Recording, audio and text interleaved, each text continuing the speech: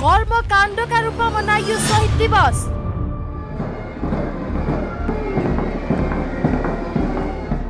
के हो शहीद दिवस, कसलाई भनिन्छ शहीद? शहीदले देखाएको बाटो बिर्सन थालिएको महसुस। नक्कली शहीद घोषणाका कारण सक्कली शहीदहरू जेलमा। कसरी अवमूल्यन हुँदैछ शहीदको गरिमा? शहीद दिवस विशेष द न्यूज रिभ्यू।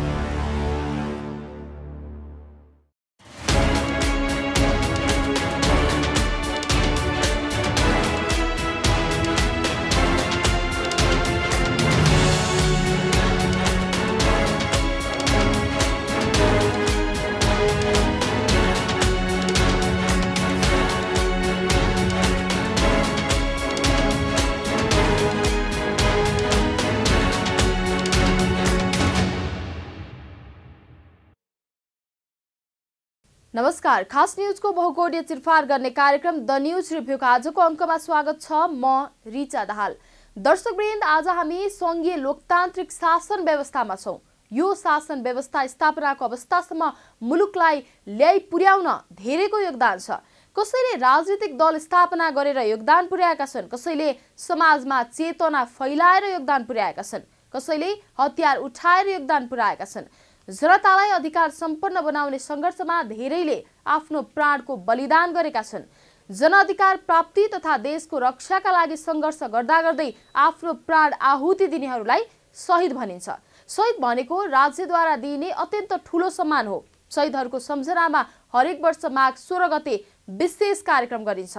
आज देशभर शहीद दिवस मनाइएको छ। शहीद भन्ने बित्तिकै हामी देश र जनताको हितको लागि आफ्नो जीव ज्यानको परवाह नगरी प्राणको आहुति दिनेका नेपाल आमाका वीर छोरा छोरीहरूलाई सम्झन्छौँ र उहाँहरूप्रति नतमस्तक हुन्छौँ अनि श्रद्धापूर्वक भावपूर्ण श्रद्धाञ्जली अर्पण गर्छौँ। नेपाली शब्दकोशले पनि शहीद शब्दलाई कुनै शुभ परिणामको निम्ति लाग्दा लाग्दै प्राण गुमाउने व्यक्ति, देश जाति र जनताको सुखको निम्ति सङ्घर्ष गर्दा गर्दै मरेको व्यक्ति भनेर परिभाषित गरेको पाइन्छ। हरेक वर्ष माघको दोस्रो साता सरकारी स्तरमा नै सप्ताहव्यापी रूपमा शहीद सप्ताह मनाउने र माघ 16 गते मुख्य दिनका रूपमा शहीद दिवस मनाउने पुरानै प्रचलन हो। कुनै पनि देशका लागि शहीदले देखाएको बाटो निकै महत्त्वपूर्ण हुन्छ, किनकि जनअधिकार प्राप्ति तथा देशको रक्षाका लागि सङ्घर्ष गर्दा गर्दै आफ्नो प्राण आहुति दिनेहरूलाई शहीद भनिन्छ। राज्यबाट कुनै व्यक्तिलाई प्रदान गरिने सम्मानहरू धेरै हुन्छन्। हाम्रो मुलुकका सन्दर्भमा भन्ने हो भने सबैभन्दा ठूलो सम्मान राष्ट्रिय विभूति हो। त्यसपछिको सम्मान भनेको शहीद हो। राष्ट्रिय विभूति र शहीदहरूले तय गरेको मार्गचित्रमा हिँड्नु देशवासीको कर्तव्य हो।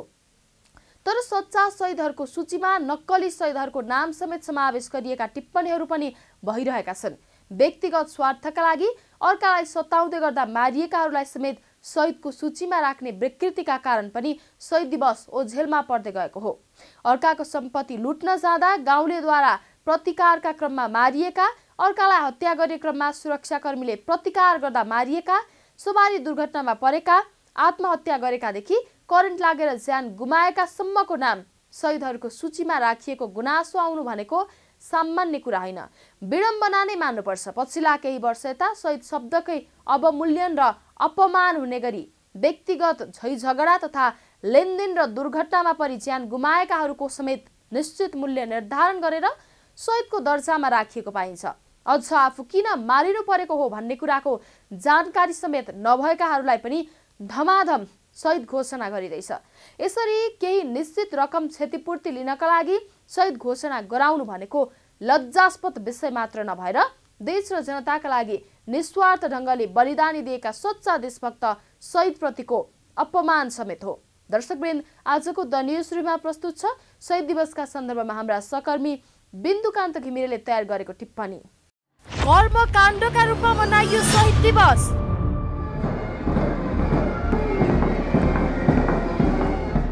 के हो शहीद दिवस, कसलाई भनिन्छ शहीद? शहीदले देखाएको बाटो बिर्सन थालिएको महसुस। नक्कली शहीद घोषणाका कारण सक्कली शहीदहरू जेलमा। कसरी अवमूल्यन हुँदैछ शहीदको गरिमा? शहीद दिवस विशेष द न्यूज रिभ्यू। नेपालमा शहीद दिवस कहिलेदेखि मनाउन थालियो र किन मनाउन थालियो भन्ने प्रश्नको एकिन उत्तर फेला पर्न सकेको छैन। नेपालको पहिलो राजनीतिक दल प्रजा परिषदले राणा शासन विरुद्ध संगठित रूपमा विद्रोह गर्यो। यो विद्रोहको क्रममा विक्रम सम्वत 1997 साल माघको दोस्रो साता प्रजा परिषदका 4 जना नेताहरू राणा सरकारद्वारा मारिए। यही घटना तथा यिनै शहीदहरूको सम्झनामा हरेक वर्षको माघ 16 गते शहीद दिवस मनाउन थालिएको हो। नेपालमा राणा शासन विरुद्ध पहिलो विद्रोह प्रजा परिषदले गरेको हो त? आफ्नो शासन विरुद्ध विद्रोह गरे बापत राणाहरूद्वारा मारिनेमा प्रजा परिषदका 4 जना नेताहरू मात्रै हुन् कि त्यसअघि अरू पनि मारिएका थिए भन्ने प्रश्न निकै पेचिलो बनेको छ। यही पेचिलो प्रश्नसँग जोडिएर आउने 2 जना पात्र हुनुहुन्छ अछामका बलदेव शाह, उहाँका वीर तथा गोर्खाका लखन थापा। दर्शकवृन्द, द न्यूज रिभ्यूको अबको श्रृङ्खलामा प्रस्तुत छ यस सन्दर्भमा छोटो टिप्पणी। नेपालको जनस्तरमा शहीद दिवस मनाउन थालिएको 1998 साल माघको दोस्रो सातादेखि हो। आफ्नो पार्टीका 4 जना नेता दशरथ चन्द, गंगालाल, मर्दभक्त र शुक्रराज शास्त्रीलाई फाँसी दिएको अर्को वर्षदेखि नेपाल प्रजा परिषदले हरेक वर्ष माघ 16 गते शहीद दिवस मनाउन थालेको हो।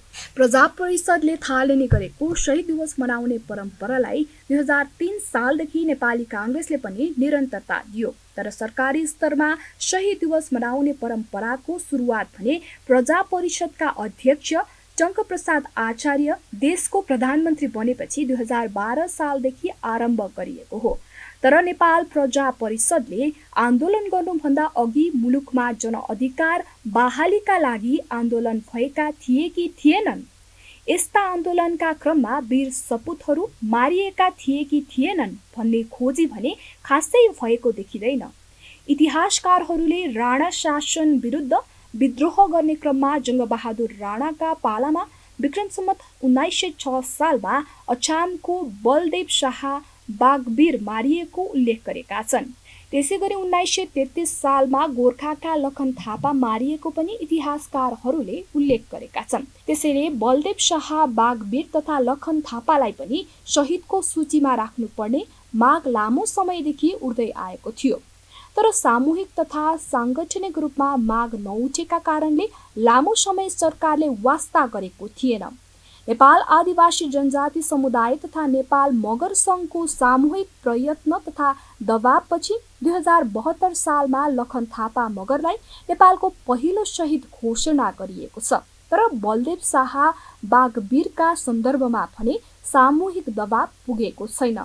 जसरी प्रजा परिषदका नेताहरूले राणा शासन अन्त्य गर्ने स्पष्ट उद्देश्य बोकेका थिए, त्यसरी नै बलदेव शाह बागवीर र लखन थापाले पनि राणा शासन अन्त्यको उद्देश्य बोकेको स्पष्ट छ।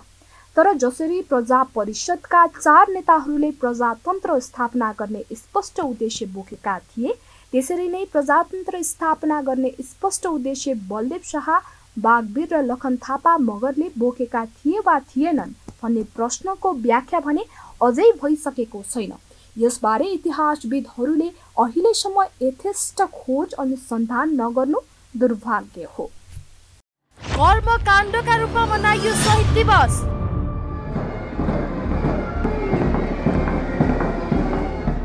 के हो शहीद दिवस? कसलाई भनिन्छ शहीद? शहीदले देखाएको बाटो बिर्सन थालिएको महसुस। नक्कली शहीद घोषणाका कारण सक्कली शहीदहरू ओझेलमा। कसरी अपमूल्यन हुँदैछ शहीदको गरिमा? शहीद दिवस विशेष द न्यूज रिभ्यू। हाम्रो मुलुकमा पनि जनाधिकार बहाली तथा देशको रक्षाका लागि प्राण आहुति गर्नेहरूको संख्या उल्लेख्य छ। नेपालको पहिलो शहीद बलदेव शाह आछामका बाकावीर हुन् कि गोर्खाका लखन थापा मगर हुन् अथवा भीम मल्ल हुन् भन्ने प्रश्नको उत्तर खोज्ने जिम्मा इतिहासविदहरूको हो। यो जिम्मेवारीमा हाम्रो मुलुकका इतिहासविदहरू चुकेकै हुन्। राज्यले जसजसलाई जे कारण शहीद घोषणा गरेको छ जनताले स्मरण गर्ने भनेको उनैलाई हो। अहिलेसम्म शहीदका रूपमा राज्यद्वारा स्पष्ट तस्बिर ल्याइएको भनेको नेपाल प्रजा परिषदका 4 जना नेताहरूको मात्रै हो। यसबाहेक लखन थापाको नाम पनि यदाकदा राज्यले लिने गर्छ, तर राज्यको तर्फबाट लखन थापा ओझेलमा छन्। दर्शकवृन्द, द न्यूज रिभ्यूको अबको श्रृङ्खलामा प्रस्तुत छ यस सन्दर्भमा छोटो चर्चा। राणा शासन अन्त्यका लागि गतिविधि गरे बापत लखन थापालाई 1933 साल फागुन 2 मा गोर्खाको मनोकामना मन्दिर नजिकैको रूखमा झुन्ड्याएर मारिएको थियो। यद्यपि लखन थापाले गरेको राणा शासन विरुद्धको विद्रोह सङ्गठित थिएन। नेपालमा जनअधिकार बहालीका लागि सङ्गठित विद्रोह 1993 सालमा नेपाल प्रजा परिषद नामक राजनीतिक पार्टी स्थापनापछि आरम्भ भएको हो। प्रजा परिषद मार्फत जनअधिकार बहालीका लागि सङ्घर्ष गर्ने मध्ये शुक्रराज शास्त्री, धर्मभक्त माथिमा दशरथ चन्द ठाकुर र गङ्गलाल श्रेष्ठलाई 1997 माघ 10 देखि 14 गते राणा सरकारद्वारा फाँसी दिएको थियो। विक्रम सम्वत 1997 साल माघ 10 गते राति 12 बजे काठमाडौँको पचलीमा खरीको रूखमा शुक्रराज शास्त्रीलाई झुन्ड्याइएको थियो भने धर्मभक्त माथिमालाई सिफलमा हत्या गरिएको थियो। त्यसैगरी माघ 14 गते दशरथ चन्द ठाकुर र गङ्गलाल श्रेष्ठलाई शोभा भगवतीमा गोली हानी हत्या गरिएको थियो। यही घटनाको स्मृतिमा हरेक वर्ष माघ 16 गते शहीद दिवस मनाउने गरिएको छ। 2046 सालको परिवर्तन पछिका कालखण्डमा प्रजातन्त्र स्थापना एवं पुनर्स्थापना तथा विभिन्न समयमा भएका शहीदको सम्झनामा विविध कार्यक्रम गरी शहीद दिवस मनाउने गरिएको छ। शहीदलाई प्रत्येक वर्ष माघ 16 गते सम्झने गरे पनि उनीहरूका सपना पूरा गर्न हुनुपर्ने जति काम नभएको गुनासो यस अवसरमा हुने गरेको छ। शहीद दिवसका अवसरमा हुने औपचारिक कार्यक्रममा जिम्मेवार अधिकारीबाट शहीदको सपना पूरा गर्न लागि परेको प्रतिबद्धता पनि निरन्तर आउने गरेको छ। कर्मकाण्डका रूपमा मनाइयो शहीद दिवस।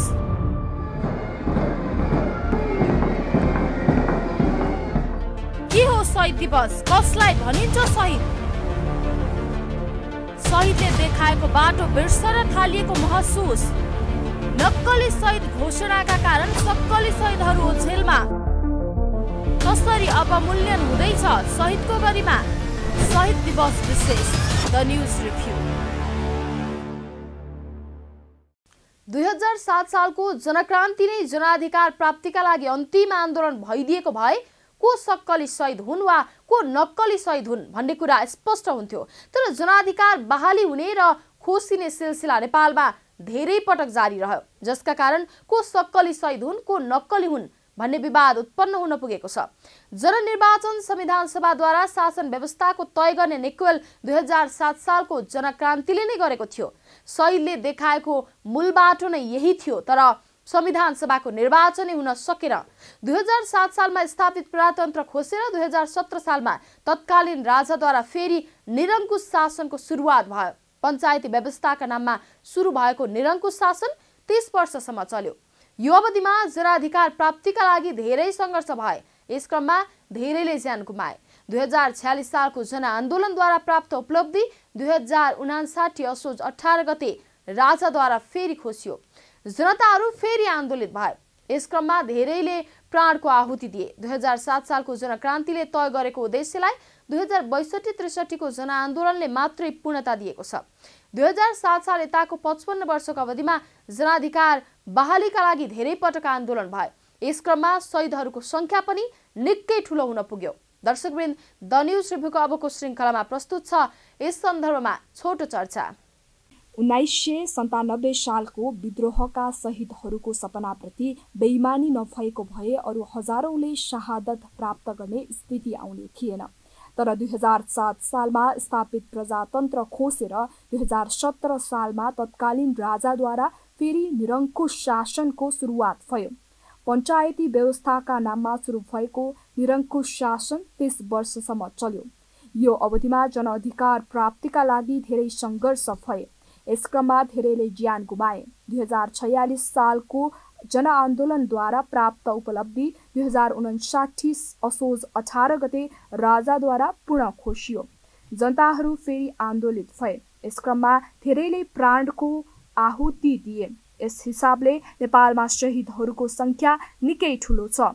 पछिल्ला दिनमा शहीद दिवसलाई कर्मकाण्डमा मात्रै सीमित गरिएको छ। आफ्नो निजी स्वार्थका क्रममा मारिएकाहरूलाई पनि राजनैतिक दाउपेचका आधारमा शहीद घोषणा गरिदिने विकृति मुलुकमा बढेर गएको छ। को वास्तविक शहीद हुन्, कसलाई राजनैतिक दाउपेचका आधारमा शहीद घोषणा गरिएको हो भन्ने भेउ नयाँ पुस्ताले पाउन छाडेका कारण शहीद शब्दकै अवमूल्यन भएको छ। शहीद दिवसको गरिमा खटेको छ। पञ्चायती व्यवस्था विरुद्धको सङ्घर्षका क्रममा 2020 सालमा प्राण आहुति दिएका दुर्गानन्द झालाई 2072 सालमा मात्रै शहीद घोषणा गरिएको तिथो यथार्थता हाम्रो सामु छ। 2046 सालको परिवर्तन लगतै झालाई शहीद घोषणा गर्नु कुन शक्तिले रोक्यो?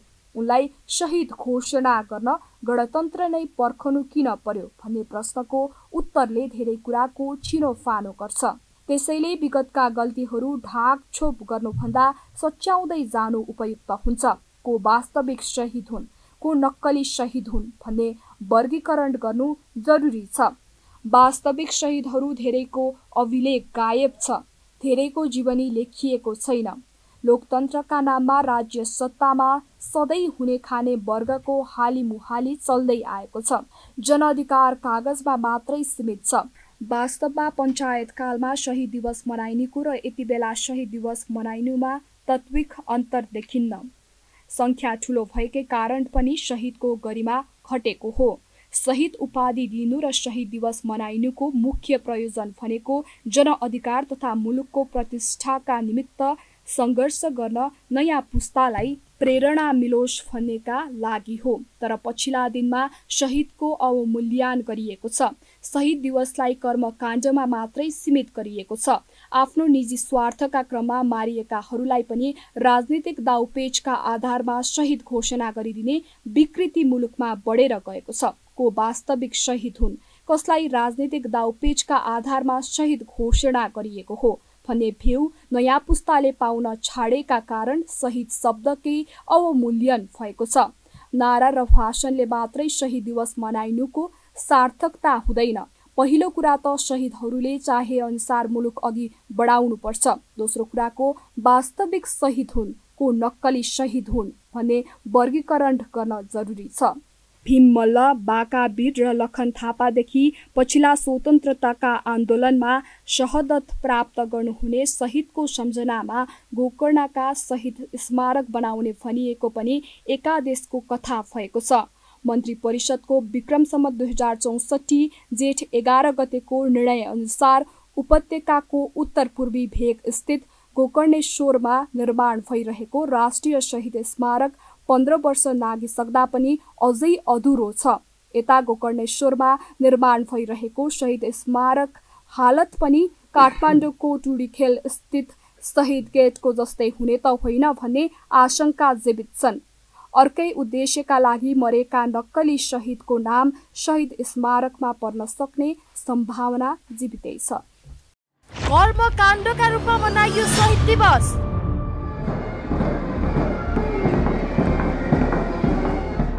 के हो शहीद दिवस? कसलाई भनिन्छ शहीद? शहीदले देखाएको बाटो बिर्सन थालिएको महसुस। नक्कली शहीद घोषणाका कारण सक्कली शहीदहरू ओझेलमा। कसरी अवमूल्यन हुँदैछ शहीदको गरिमा? शहीद दिवस विशेष द न्यूज रिभ्यू। शहीद भनेको अत्यन्तै सम्मानजनक दर्जा हो। यस्तो सम्मानमा कसैको पनि स्वार्थ हावी हुनु हुँदैन। सामान्य विवादमा मारिएका वा एउटा कुनै फरक उद्देश्यमा मारिएका व्यक्तिहरूलाई पनि राजनीतिक दबावका आधारमा शहीद घोषणा गरिएका उदाहरण पनि नेपालमा छन्। यस्ता घटनाले वास्तविक शहीदको अवमूल्यन भएको जग जाहेर नै छ। शहीद घोषणा पनि राजनीतिक भागबण्डाको आधारमा गर्ने नराम्रो प्रचलन बढेर गएकाले शहीदको अपमान बढ्दै गएको छ। शहीद घोषणा गर्ने निकायले वास्तविकताको आधारमा मात्र घोषणा गर्नुपर्ने हुन्छ। कसैको दबावमा कसैलाई शहीद घोषणा गर्नु भनेको वास्तविक शहीद प्रतिको घोर अपमान हो। सही तरिकाले शहीदको मूल्याङ्कन हुन सकेको अवस्थामा मात्र महत्त्व बढ्न सक्छ। नेपालको सरकारी संयन्त्रमा अहिलेसम्म नेपालमा कतिजना शहीद हुन् र उनीहरू केका लागि लडेर के दिएर गए भन्ने वास्तविक तथ्याङ्क रहेको पाइँदैन। सरकारले यो विषयमा पनि समयमै ख्याल राख्नु जरुरी छ। होइन भने वर्षको एकचोटि शहीदको मूर्ति र फोटोमा माल्यार्पण गरेर मात्रै शहीदको सम्मान हुँदैन। दर्शकवृन्द, द न्यूज रिभ्यूको आजको प्रसङ्ग यति नै। तपाईँ न्यूज नेपाल टेलिभिजनको प्रसारण युट्युब र फेसबुकमा पनि प्रत्यक्ष हेर्न सक्नुहुनेछ। आजको प्रस्तुतिबाट हामी सबैलाई बिदा दिनुहोस्। हेर्दै गर्नुहोला न्यूज नेपाल टेलिभिजन। नमस्कार। कर्मकाण्डका रूपमा मनाइयो शहीद दिवस।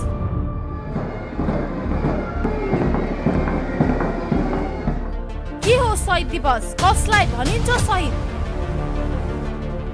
शहीदले देखाएको बाटो बिर्सन थालिएको महसुस। नक्कली शहीद घोषणाका कारण सक्कली शहीदहरू ओझेलमा। कसरी अवमूल्यन हुँदैछ शहीदको गरिमा। शहीद दिवस विशेष द न्यूज रिभ्यू।